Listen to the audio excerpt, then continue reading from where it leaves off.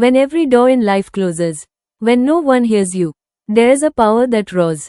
In the silent corners of South India, hidden in forests and carved into hills, waits Lord Narsimha, fierce, divine, and deeply protective.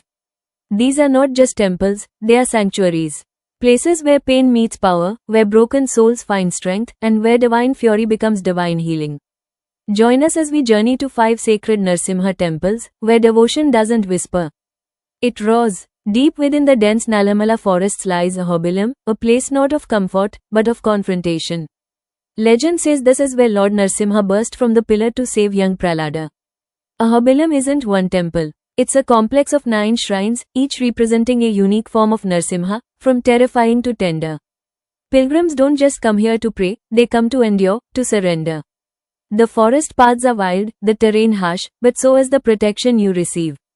Every step here is a dialogue with the divine, raw, unfiltered, and real. At Ahobilam, you don't just visit, you survive.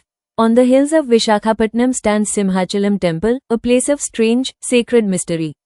Here, the idol of Narsimha is never seen in full. It remains covered in thick sandalwood paste all year round. Why? Because his rage is said to burn too bright. Only once a year, on Akshaya Tritiya, is this covering removed, revealing his fierce yet compassionate form. And in that moment, you feel it. Not fear, but fierce protection. Divine fire that doesn't destroy, it shields. High above the plains of Telangana, surrounded by whispering trees, lies Yadagiri Gutta, the hill of healing. Lord Narsimha here appears in 5 different forms, each one representing an emotion, protection, blessing, listening, strength, and peace. People come here when no one else listens. And somehow, they leave feeling heard. Maybe it's the air. Maybe it's his silent promise, you are not alone. Carved from a single rock, the Namakkal Narsimha temple isn't just built, it's born of the earth. Here, Lord Narsimha sits calm, powerful, and balanced, with Mahalakshmi resting on his lap. It's a visual of extremes, divine rage holding divine love. Devotees believe this temple heals emotional storms. Not by avoiding pain, but by burning it away. The fire of this temple doesn't hurt you. It purifies you. To reach Sholingur, you must climb 1305 steps.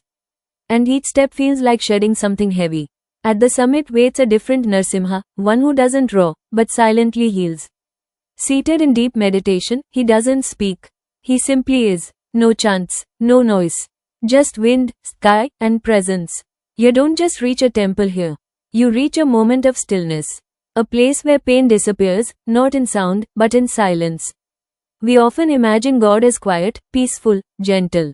But sometimes, life breaks us in ways silence cannot heal. In those moments, we need a protector, one who roars for us. Lord Narsimha is not just a deity. He is a force, a divine fire that speaks when we cannot. A roar that answers injustice.